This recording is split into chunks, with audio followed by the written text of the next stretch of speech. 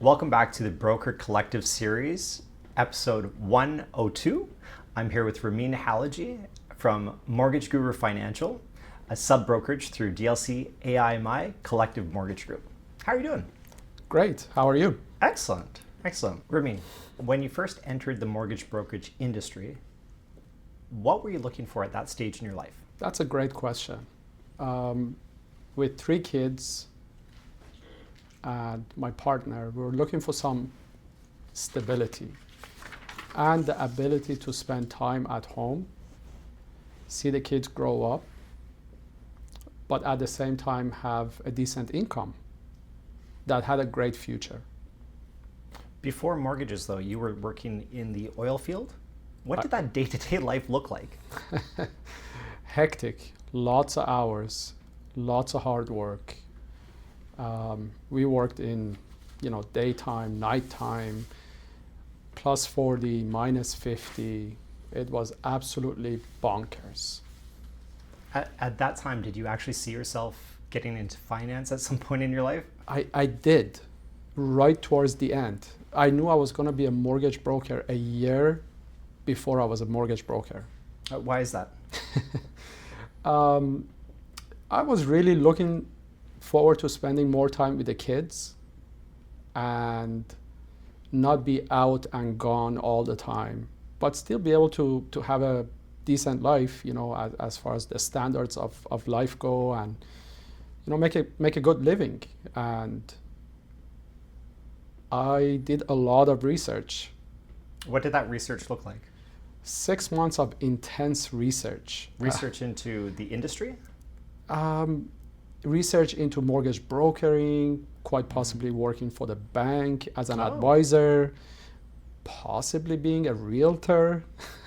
So what made you go the mortgage broker route? It just made sense. It ticked all the boxes. It allowed me to not do, late home showings. Again, always be out and about with clients. It allowed me to work from home if I needed to. It wasn't just focused on purchases. I could have done refinances, different areas, so it wasn't localized either. I could do all of British Columbia. If I wanted to, I could get licensed in other provinces. Sky was the limit. And that's basically what made it all happen for me. Mortgage brokering allowed me to do all that while having choices. Okay. I was very much used to the ups and downs with the oil fields, and I wanted to make sure I can ride the waves, and I couldn't get that with mortgage advisor at one bank. You'd be sitting down, maybe locked in hours. Well, and very limited offerings. True. I wanted to make sure I had different choices for different times. Sometimes you're working on purchases, sometimes you're working on refinances, sometimes you're working on commercials, sometimes you're working on renewals. At any time, didn't matter if the economy was going up, down, if the local market was hurting. As a mortgage broker, you could find a way to stay busy. Mm-hmm. And that was key. So once you determined that you wanted to be a mortgage broker, how did you determine where you wanted to maybe get licensed through? You need to park your license through a mortgage brokerage. Mm-hmm. Did you have a conversation? I think you had a conversation with Asim at some point. How did that go? Well, as I said, I was doing quite a bit of research beforehand.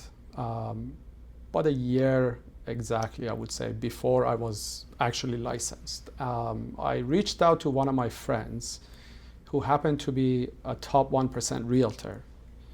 And he was only a realtor for about 4 years, Saeed Najibi from Sutton. Okay. That's a well-known, actually has a well-known name. I believe Royal LePage.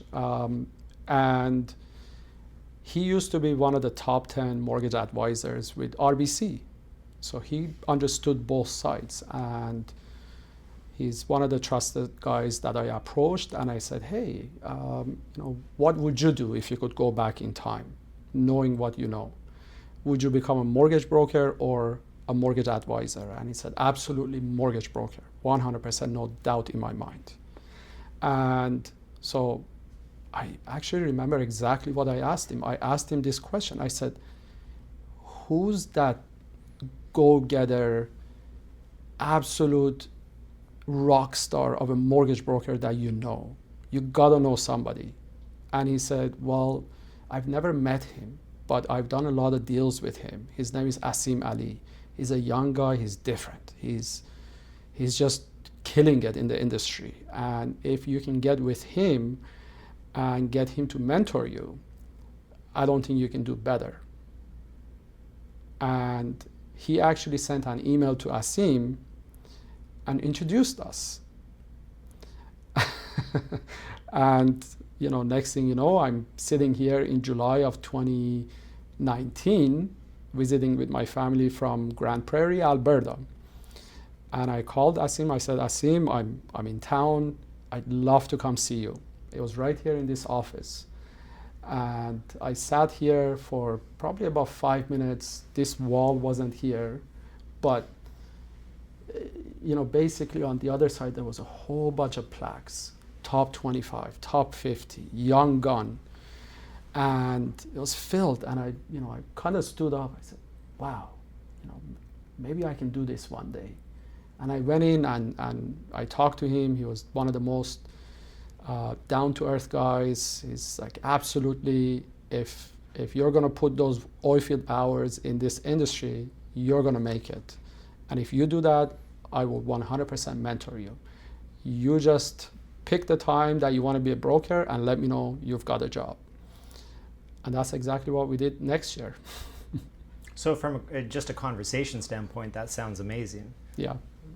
But that was theory, right? So once you actually started as a mortgage broker, did you find that level of commitment and excitement from your managing broker, Asim, and the brokerage, that still he followed through on the ideas of you being successful? And I should also add, how much extra work did that take from your side to make that all happen?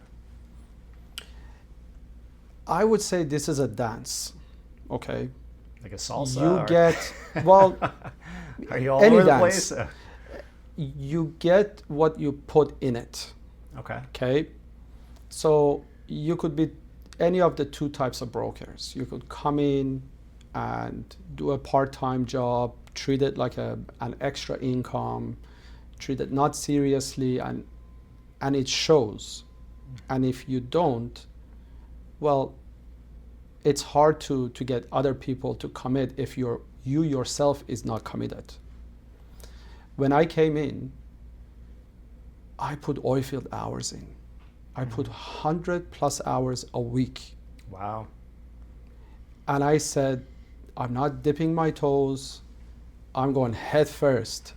That's what you have to do, right? You better learn to swim. There was no other alternative. And Asim, honest to God, he was absolutely incredible. He's one of the main reasons that I was able to move up so fast. I had him at my disposal at any time, weekends, evenings. If I had an issue, I would talk to him. How incredible was that? That sounds incredible for you just on a personal level for your own book of business. Do you think that it also helped out with maybe lender relations or even like there's so many different things that we have to think about as brokers. It's not just all getting your client's trust, but also your lender's trust. When you're submitting a file to them, they need to know that you're not putting loosey-goosey forged documents in front of them. Do you think that Absolutely. you being a part of the brokerage that helped, or even Dominion Lending Centers, did that help? And also we have appraisers. We have so many other professionals that we need to touch base with. Do you think that helped you accelerate in those departments as well, or with those professionals? I wouldn't be sitting here if it didn't. Okay. Basically, imagine this. You're coming in, you're available for 100 hours a week. That's 7 days a week. Sunday, Monday, Saturday, it didn't matter. And imagine you have all those lenders already at top volume bonus, dedicated underwriters, tons of exceptions because of all the volumes that the firm was doing. Imagine that. And imagine having all the time and having the name behind it. That's actually how I was able to close my first few realtor partners. I was telling them, hey, my mentor is Asim Ali. I'm part of this brokerage who is a top 0.4% Dominion lending brokerages in Canada. We are absolutely killing it. I'm new, but I have access to all these lenders that Asim has. I have access to all these underwriters. He's my mentor. If I don't figure it out, I've got the best in the industry that I can go and ask. And I've got time for you. It was easy. I didn't have a name. He had a name, and I proudly put it on my Facebook, on my business page, in my business meetings, and it was easy. I can't imagine if I didn't have any of that, how much longer it would have taken me to get to that point. That's actually a really good point, what you said about the bonuses, because we get volume bonuses from lenders. Top. I don't think that I thought about that when getting into the industry, when trying to figure out which brokerage to go with. I wasn't thinking about volume bonuses. Yeah. I was thinking about my compensation and also the name that that place had. But if all of those can work at the exact same time, not only a great name in the brokerage, but a brokerage that's also producing, doing a significant amount of volume and getting top tier volume bonuses, then that's more food on the table for my family. You know, in my first year, almost my first year, I had a target of 100K. I said, if I can make 100K in my first, because I started in January of 2021. You're not talking about 100K worth of mortgages. You're No. talking about your 100K personal income. of commissions. I'm doing good. And the average was much less than that. And I had 11 months to make it. And I remember at the end of December, I'm looking at my T4A, well, a week later, and it was 154,000 in 11 months. Wow. It was absolutely incredible. But it took me only, I think, until March of that year when I knew I'm in the right place at the right time. Everything just made sense. So Had the best mentor, had the best lenders. Everything was going subject free and lots of deals that you could work on, and I liked the pressure. So I thrived in it. So it sounds like you had some great structure and clear expectations for yourself earlier on. To be debated. Okay. So what do you think actually got you to that point where there were clear expectations and there was a solid structure? You spoke about Asim, and that certainly helped, but what did you personally need to do to make that all work? What was the mindset you had to get into? First and foremost, and I say this to all the new brokers that I ever talk to, you gotta be in it full time. And full time in brokering is not 40 hours a week, it's 80. It could be 80. There needs to be a good work-life balance though, right? Not at first. Okay. At first, give it a few months at least. Give it a few months of Dive right in. dive right in. Okay. You only get one chance to impress, okay? And if you go in as if you believe in yourself 100% from the get-go, it's way easier for others to follow.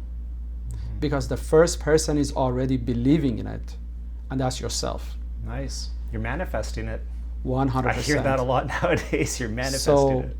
if you don't believe in yourself, it's really difficult to ask others to do that. Very good. I like that. I went and I looked the part, I played the part, and lucky for us, this is not something that you need to reinvent. There are many, many successful mortgage brokers. All you have to do is copy paste. So what systems here at DLC AIMI Collective Mortgage Group helped you, or in a way, let's say, shortened your learning curve? Because you talk about the months of learning and being invested, 80 hours, 100 hours in your case. So what shortened that learning curve? Always craving for knowledge. I mean, I was dreaming mortgages. Okay. But you're dreaming them, but what actually, what made you, what did the brokerage do to shorten that? Because you can be dreaming about mortgages. Of course. Was there a tool, a mechanism? Was Lots. it shadowing? Was it the community, sort of communication with other brokers within the brokerage? What was it that really helped you out? I was coming into the brokerage for the first 6.5 months, Monday to Friday. I think I was the second or third person in, and I was one of the last ones to go. So usually at 9:30 a.m. I was in, and typically leaving at 6:30, 7 o'clock. And yes, I did a lot of shadowing. I remember asking Asim, I said, let me do some of your active files right now. I don't even want any commission. I just want to see. I was so much craving all this information. And AIMI is part of DLC. DLC in Canada, Dominion Lending, originates more mortgages than any other bank, any other credit union, trust fund, monolines, anybody. They're all behind Dominion Lending. So when you have that brand behind you, when you have those strong lender connections, and when you call the BDM and say, hi TD, hi Scotia, I'm looking to get this done, can you teach me? In the very beginning, I did within 3 months of me being a broker, I knew every single one of my BDMs. I had constant communication with my BDMs. In the brokerage, I was here. I was seeing deals getting done. I was sitting with a top, at the time, I believe Asim was, my first year, Asim was number 26. I think the next year he was number 24 in Canada.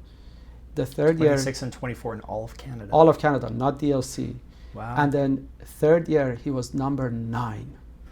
That's crazy. Didn't you hit top 50 within Dominion Lending at some point, didn't you? I did the top 50 in January of 2022, okay. Which would have been my 12 months in the business, but that was just my top 50 monthly revenue within all of DLC in Canada. Yes. But I thought in October, a couple of years back, didn't you also hit number 36 or so? Yes. Every single year I've had at least one top 50 monthly revenue with DLC since I started. And in my first full year, which would have been in 22, was one of the 42 recipients of CMP's it was the Rising Star, if I'm not Rising mistaken, right? Star, yes. You forgot the award. It's been a few. It's I believe there was 42 of us, 42, 44 in 2022. And that was across Canada. And that's not just mortgage brokers. Mm-hmm. So that's anybody in the mortgage industry. So that's people in the banks, people in the tech. It's everybody. Mm-hmm. So there's quite a few thousand people that basically participate, and was very proud of that. Actually, in that year, Canada placed second in the world. So not only we got that, but we got silver across the world for Rising Stars. Wow. As a collective group. And again, all this was possible by being with the right team, with the right company, having access to the right lenders, of course the right, city and province, that all helped. This was an incredible place at that time. It's a bit slower now, but I wouldn't change it for anything. So going from a physical background, physical job background, to now something that is more mental, do you find yourself getting mentally exhausted, and how do you overcome that? It always comes and goes, right? Because we do so many files, we talk to so many people, and there's so many happy moments, but there's always stress in this job, and you have to be able to let go of the stress. One of the things that Dustin Woodhouse, I believe, mentioned in one of his podcasts was to forget about your bad deals as quick as you can. And if you can properly implement that, it's huge. Don't worry about your losses. Worry about your next deal. And treat it as a true business, and always stay professional, and you're not going to have anything to worry about. As long as you do right by the client, you do the right thing at all times, it really comes down to managing, proper expectations with the clients. Don't overpromise, maybe underpromise, overdeliver. Try to do things the proper way, so there's a lot less negative stress. How did access to leadership and mentorship change your trajectory? Well, again, it kind of circles back into having ASIM, having DLC. I mean, outside of ASIM, I would talk to people very, way on top in DLC in my first year. And they're accessible for anybody. I would call them, I would email them, I would communicate with anybody that was available to help me get to my goals. Mm-hmm. And I actually took advantage. Majority of brokers don't take advantage of the people that are there to help them get to that next level. I think I did that pretty excellent, where I utilize a lot of people that are getting paid to help me grow as a broker. Mm-hmm. And it worked out wonderfully. I think we can certainly agree that within our brokerage, they see that. Remember, recently we had Aim High, Dustin Woodhouse, right? Spoke to us for an hour, roughly. That was motivational. Very. Right? That was put on by the brokerage for us, for new brokers. No cost, completely free. Great food.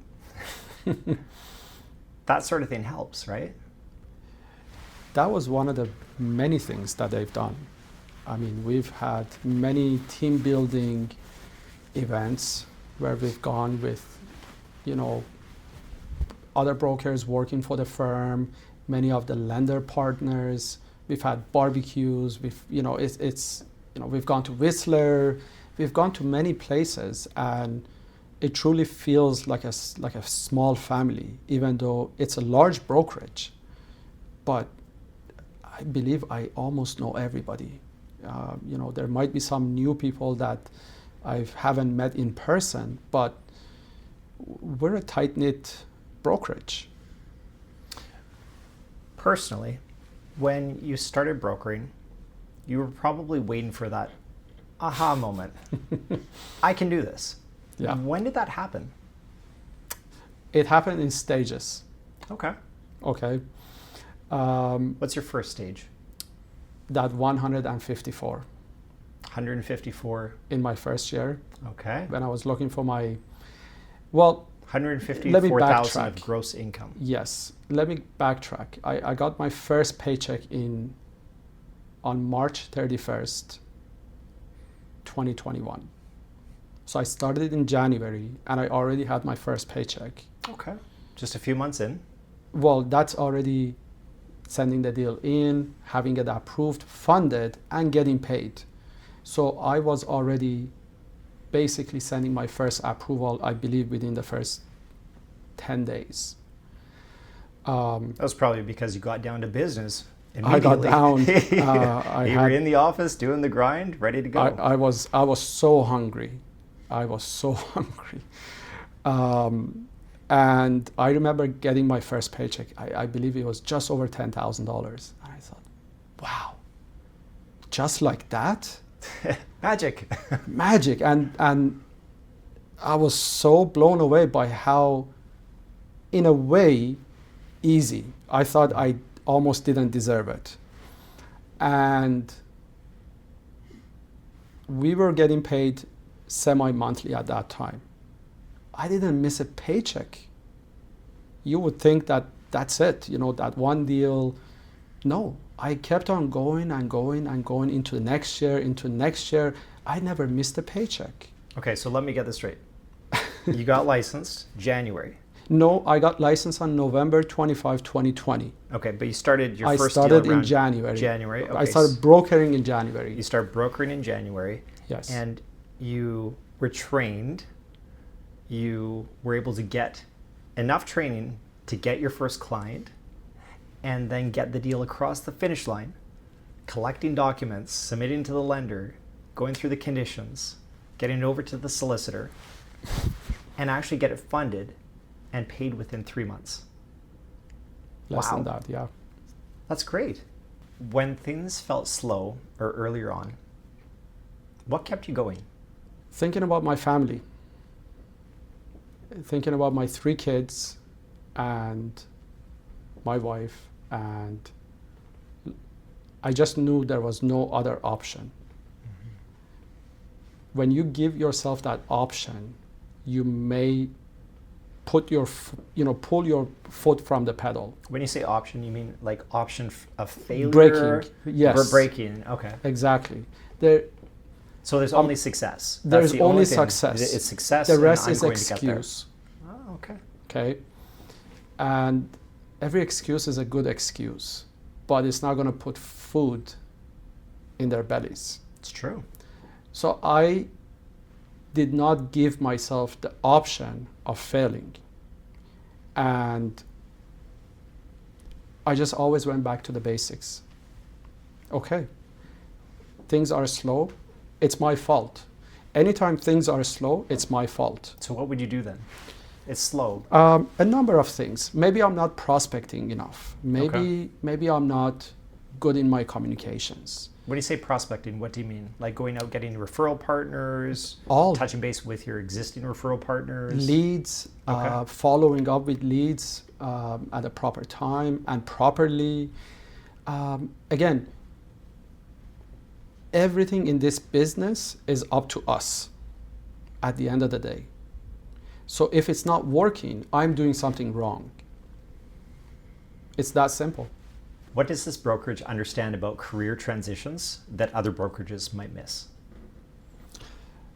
I've always been in this brokerage only, but I can tell you that the human element is quite important. It's something that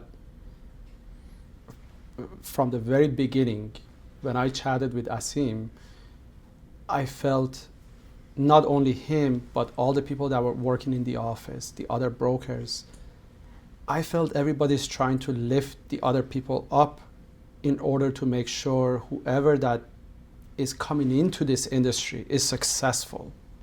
Everybody's making some kind of sacrifice to come into this. Mm-hmm. And if you get treated as a number where I'm just going to make a little bit of commission off of you, if you make it, great. If you don't, I'll replace you with a bunch of other people. I never got that feeling. I felt there was genuine care, knowing that if I'm coming into this and I was not in a good place, that they care. They want to make sure I'm going to be successful as much as I do. It's very important for people coming from non-traditional backgrounds.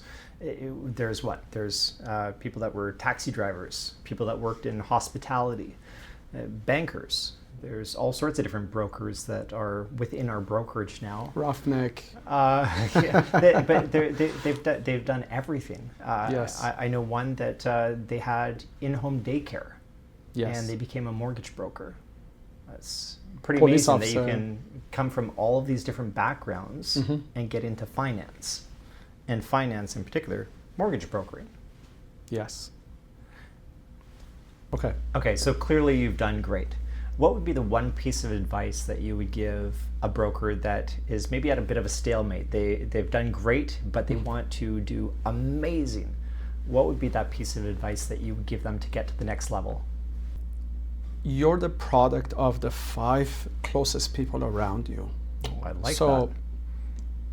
make sure those people closest to you are the people that you're trying to be. If you're around people that are, or other brokers that are maybe doing as much volume as you or less than you, is anything going to change? Probably not. So surround yourself in a winning environment. Make sure you feel uncomfortable often. Make sure you're pushing. Make sure you're questioning yourself. But the main thing is you have to be in an environment that really supports the growth of that next stage. And if you don't have that, it's going to be much more difficult to get there. So put yourself in the right situation if you want to succeed. Make it easier for yourself. Amazing. I love that. Is there anything as far as a type of product? I know you're known as the guy that loves difficult applications. You do a lot of alternative private lending. Is there anything that you would recommend from that front, maybe a certain direction that somebody could look at that would help them excel? Maybe a different type of niche, or even something similar to yours? Well, I mean, we're mortgage brokers. We're supposed to know brokering. So the first thing, again, back to the basics, know your programs, know how to place a file. It's oftentimes I get clients where we see what they've been told by other brokers, and it's completely wrong. So you gotta know how to place a file when you get it, and find a niche. Doesn't matter what it is. If you're known as that guy for that niche, you're probably always going to stay busy, no matter how small the niche is. We're in a big market. There's over 3 million people in Metro Vancouver alone, and BC has 5 million. So I think any niche that you find, it's going to be big enough to keep you going, get you to that next level, and that's one of the biggest things that I've ever since the rates kind of went up and there was too much competition with the branches, I started honing on my niche, and now on my business card it says, "We love difficult applications." That's quite the slogan. You're inviting the hard to do stuff that hopefully puts a smile on your face just as much as it does the client, because those are the ones where that must be very meaningful, knowing that you can get those difficult applications across the finish line. Do you think that that the brokerage has helped you out with any of those? My mentor was the fastest growing broker in Canada. 100% it did. Amazing. Ramin, thank you so much for being here. Any final thoughts for our viewers? Thank you so much for having me. I'll leave you with one final thought. Ask the hard questions. And I hope you come to the right answers. Amazing. Thank you. Thank you so much.